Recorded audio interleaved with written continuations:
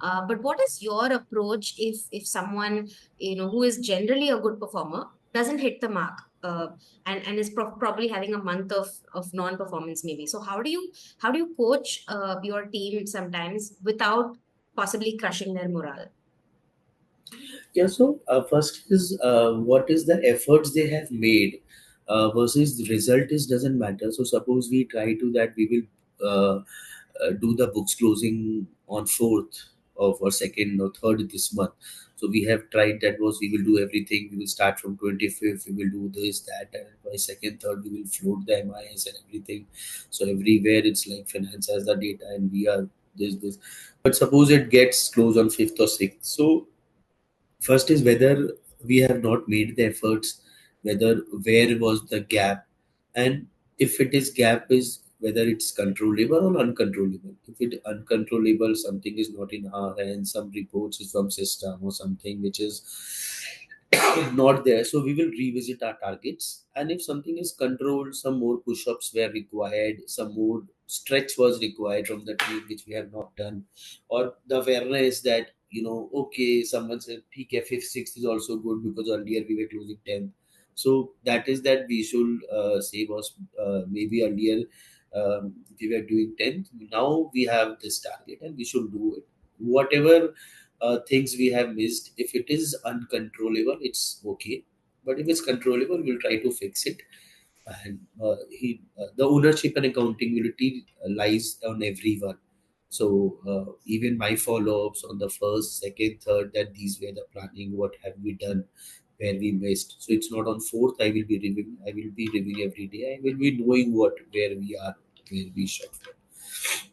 So I think team working with the team is very important. That every day, uh, at least have 2 times, 3 times review with them about the task. It's not that once we have given and we'll see. So regular in touch, regular guidance, regular interaction, understanding their problem, if they have struck anywhere. So, since we know the macro level where what the investors want, they may be, doing some small reconciliation. So I can say, okay, just leave them, get into the macro level work. So those all are important. That being we are the bridge from the top manager to the team members. So we have to take care that we have correctly communicated the targets and the expectations from the management to our team. Right. And I think that's a very thoughtful approach because it's about also equipping them with that macro level perspective that you have, right? Correct, correct. And but for you, does this all tie back to, a deeper belief? Because you said that, karma comes back with compound impact or compound interest. Uh, does that belief in any way shape the kind of legacy that, you're trying to build both professionally as well as, in your personal life? Yeah, so see, every day in life we see that karmas that, if I am doing something wrong, or the same will happen to me if I'm uh, uh, matlab this is there in our blood that was karmas jaisa hai. So we always try to do the best, even it's very difficult for us to remove the non-performing candidates, or that he's jobless, how we will say. So it's we try our best to pull him up and get through the thing. Right. I mean, that's a very empathetic approach, to be honest, Nilesh. So I'm glad you shared that with us, and I hope this also becomes a cornerstone for other leaders in terms of how they're building their team and how they're looking at their career path.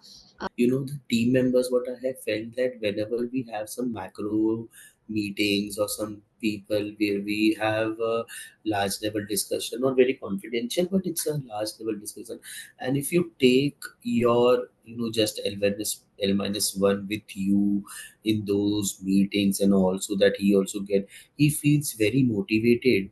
That was, it's not that I am going in all the meetings and giving them, whether I am taking them and introducing them also as my team member. So that is also a very motivating thing which we seniors should do it, so that they also know that if in future they are going to have this. Suppose I am not there for 2 months or something, when they will come, how they have to manage. So I think creating someone down the line also is very important for a team member, for a manager and leaders, that they should have a backup ready and create something. It's not about the insecurity that but it's like when you create someone, you get that respect and that confidence, that team building, that was he's doing something for me, so whenever you need or whatever is there, he will be there for you. Perfectly articulated.